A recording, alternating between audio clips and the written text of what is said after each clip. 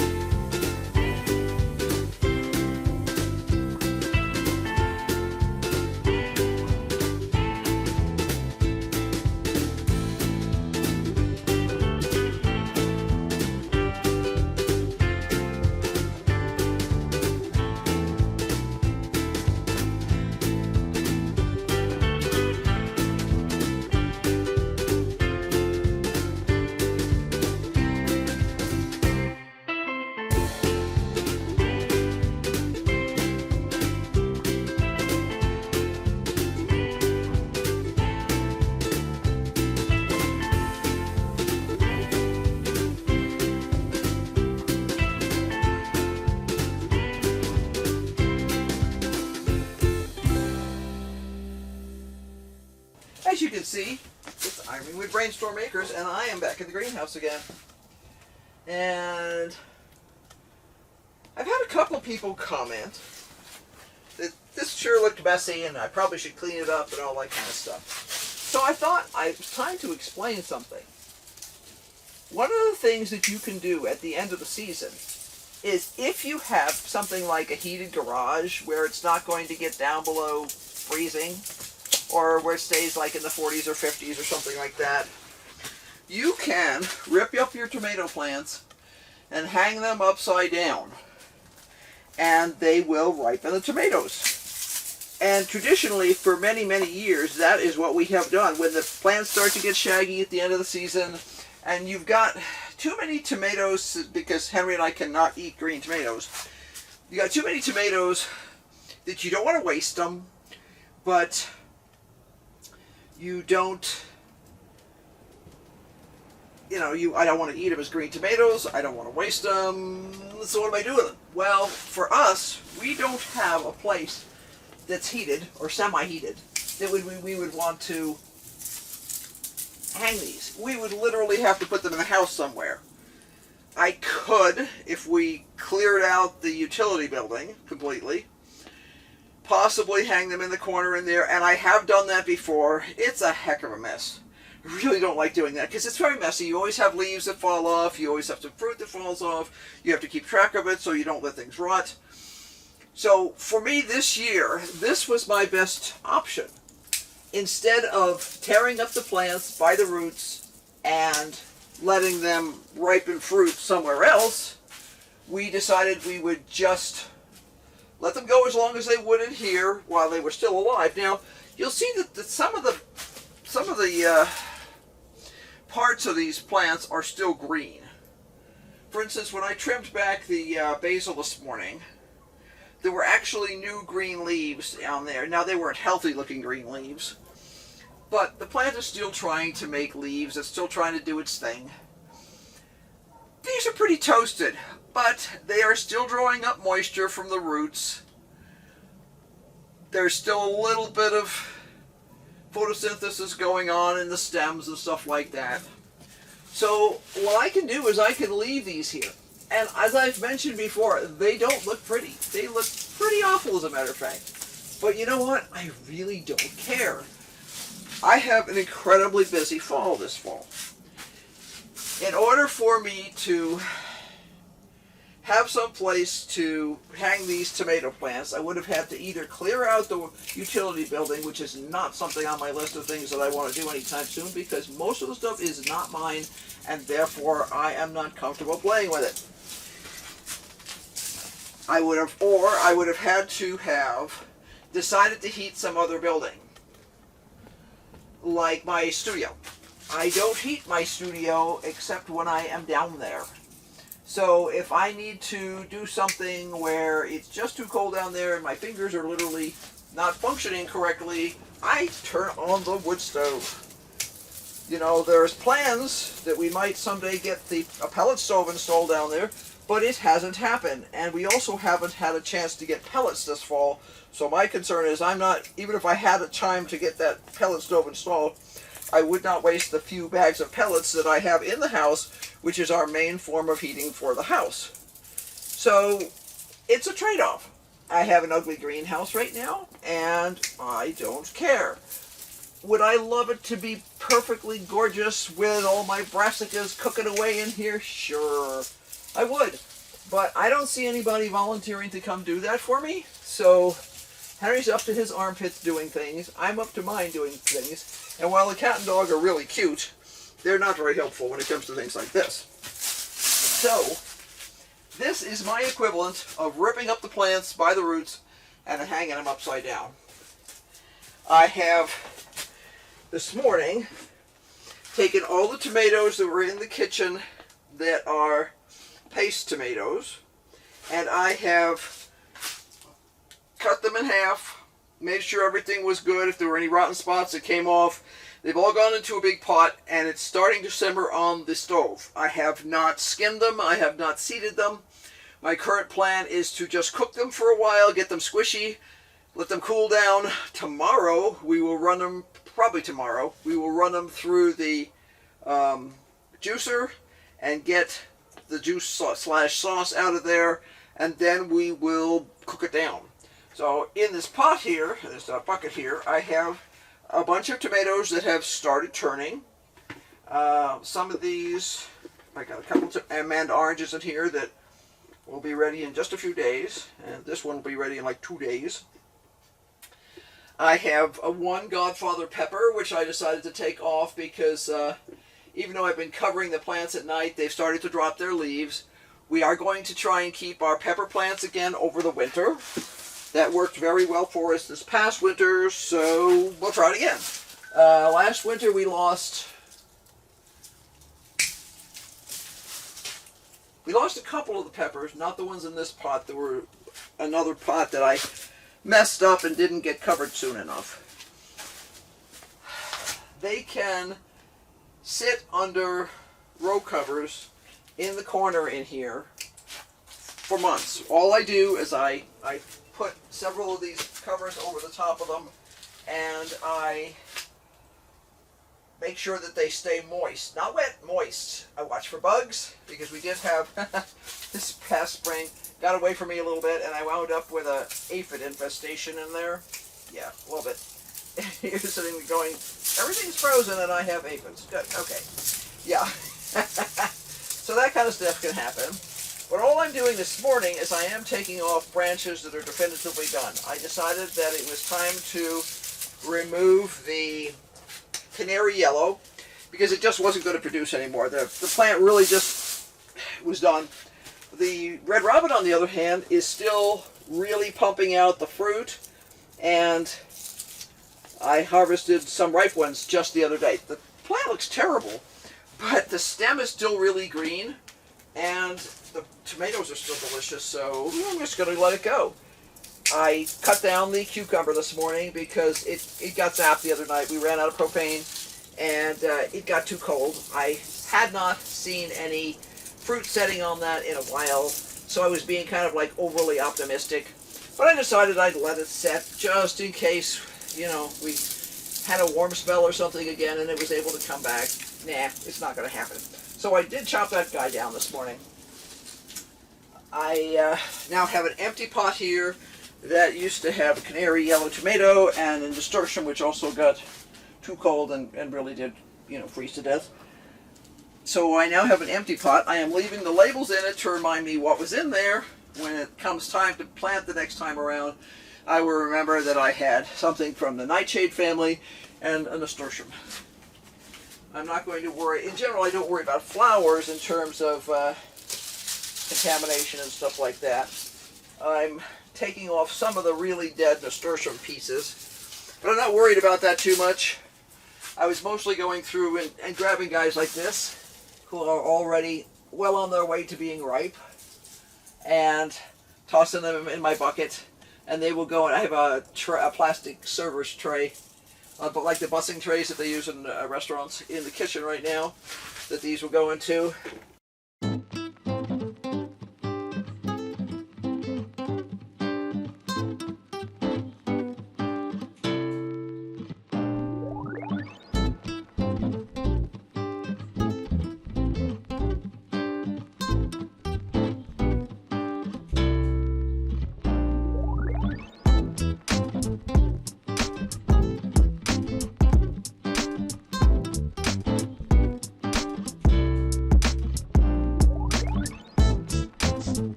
They will ripen, and when they get ripened, then they will become either a salad or a sauce or something else. So I think there might have been some confusion in people's minds about why I was letting this go the way I was. It's because this is my option this fall. I don't have a nice heated garage. I don't have a lot of other heated buildings. So for me, this is the equivalent of my heated garage. When we lived in Massachusetts, we used to rip up all our tomato plants at the end of the season before we had our first really hard freeze, hang them upside down in the garage, which was semi-heated, and because it was an older house and it wasn't really well insulated, it was an attached garage. It would eventually freeze like midwinter, but it stayed warm enough, long enough to ripen those tomatoes. And it was a great little trick. We don't have that option here. The property did not come with an attached garage, and we don't want an attached garage, and we haven't been able to build a garage of any kind. So even if we did build a garage, it would not be heated. So that's something you have to look at. It has to be someplace where it's not likely to freeze. You know, it's possible I could still lose any fruit that's out here, but it has... You know, it's November, and I'm still harvesting a fair number of tomatoes. Now, not a fair number in terms of what a farmer would want, but I'm not a farmer. You know, and that's one of the things that people have to remember, is that you do what works best for you. A homesteader or home gardener can afford to put more time into production of fruit and vegetables, whereas that becomes a bad fiscal choice for someone who is doing this for a living. You know, we're doing it for a living in the sense that it makes a big difference in terms of our budget, but we're not doing it for a living in the sense that we have to pay somebody's wages and insurance and all the other stuff that goes with it. So for us, we can fiddle around like this and make this last longer. The reality is, right now, I am super busy with what I call Christmas production. I have an Etsy shop. I specialize in things for historic reenactors, and I've got 3 orders that I have to send out tomorrow so far. There might be more that come in tonight. That's not uncommon to have orders come in on Sunday night. People have the time to sit down and they go, oh yeah, I meant to order that.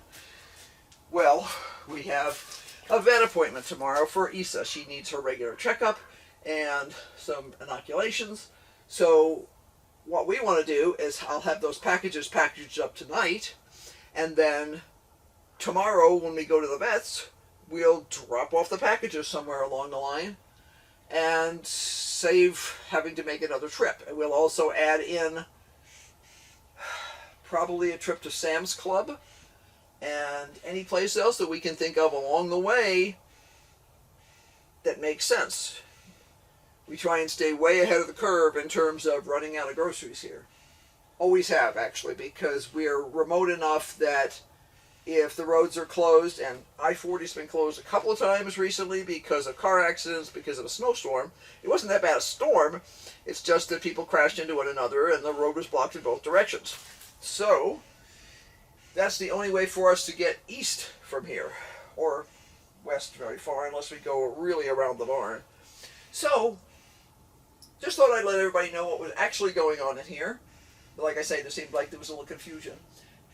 This is my equivalent of a heated garage or a heated basement, because you can do it in the basement too. I've done it in the basement somewhere, I don't remember where. Oh, probably Maine. Where it was warm enough to be able to let the stuff, ripen. Some people have a barn that is warm enough, that stays warm enough long enough. We don't have those luxuries, so we're making do with this. And basically, I've just been cleaning up a little bit this morning. I've dumped out several buckets worth of dead leaves. I'm debating harvesting some of these. I was trying to get these to go red because they're at their sweetest when they go red. They're starting to, but I think it's time for me to just harvest the peppers because I don't want to lose them. And if they freeze, I'll lose them. So these are Mamma Mia Rosso, which is a Haas Tools plant. It is a frying pepper, a roasting pepper. People like to throw them on the barbecue.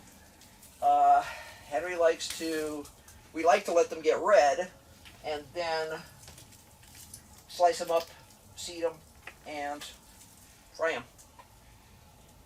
But my efforts to get them to completely ripen, didn't work. So this last batch is going to have to be just rescued like this. But look at the size of those peppers, aren't they beautiful? If they're allowed to go completely red, sometimes they'll even get bigger than this. But we just didn't have that luxury this year. And this plant is full of peppers. As you can see, this actually got broken because it got crashed into the other day. But there's actually only 2 plants here. And this is not a total disaster because I need to trim that down anyway. You trim them down hard like this so that it looks like a skeleton, and then you cover them up and keep them moist over the winter. I have heard of people keeping them in a semi-heated garage or in a basement. We don't have a basement. We don't have a semi-heated garage. So last year what I did was I trimmed them back hard like this, and then I covered them. I put them at the south end of the greenhouse, which is the warmest because it gets the most sun, and it's also relatively close to the heater if there's a heater running. And I had, I think, 3 or 4 layers of this row cover over the top. And that was enough to keep them alive. I just would check them like every few weeks to make sure that the soil still had a little dampness to it. And they survived the winter, and the next spring, actually, it started to get a little warmer, and I thought, oh, I need to check the peppers. And when I came in, they already had flowers and had already set a couple of small peppers. So that was a jump of like 12 weeks over anything I would have even considered starting. So keeping your peppers over the winter can be kind of an interesting experiment. We're going to do it again because it sure worked this last time. I considered getting rid of this. We'll see if this guy lives or not. That's a Godfather. He did okay this year, but not as great as the Mamma Mia Rossos. So we'll see. I'll try and save the whole bucket. It's only 1 bucket. So I'll shift that guy down here, keep him in the corner, keep him well covered, and that'll be it. And we'll see what happens next spring when it's time to take a peek at him again and see if he's made it through the winter. So be sure to like, subscribe, and hit that notification bell because obviously we're doing lots. And I realized I hadn't shared why we were doing this such a mess. And some people were a bit confused about it. But we are still getting tomatoes. We had a couple of caprese salads this week. We had all kinds of stuff, and I've got a big kettle full of tomatoes simmering on the stove right now. So I would say that qualifies as a success. Is it a commercial level success? No. No, it's simply not worth it as a commercial level success. But for a private home situation, we will probably get 8 to 16 jars, small jars of tomato sauce out of this batch that I'm working on right now. That's a lot of tomato sauce for 2 people, especially since we don't use tomato sauce that much in our cooking. So, yeah, it's a deal, and means I don't have to go buy it, and I know everything that ever happened to those tomatoes. I know everything they were fed. I know that they were not sprayed, or if they were sprayed with something safe, that sort of thing. So, and I'm trying to think if these guys were even sprayed. No, they weren't. We had an infestation of ladybugs in here, which kept most of our bugs under control, except for some of the cucumber beetle problems. But we did fine. We did fine, especially considering it was benevolent neglect this year, shall we say. So until next year. No, until next time. Bye. And be sure to like and subscribe and all that kind of stuff. And don't forget to brainstorm, because if we weren't brainstorming, we wouldn't have tried this and we wouldn't have gotten these tomatoes. We'd have given up a couple of months ago. And we would have missed out on a lot of good tomato sandwiches, BLTs, caprese salads, and now tomato sauce. And by the way, one of the reasons I decided I had to process the tomatoes today is my freezer is full. I have no more room in my freezer for bags of tomatoes that are ripe. So we'll decide whether we want to continue this process and defrost them. We might take them out tomorrow or something like that and let them defrost overnight and process the whole thing on Tuesday. Because remember, we have a vet appointment tomorrow, so that'll be an all-day affair. So until next time, bye!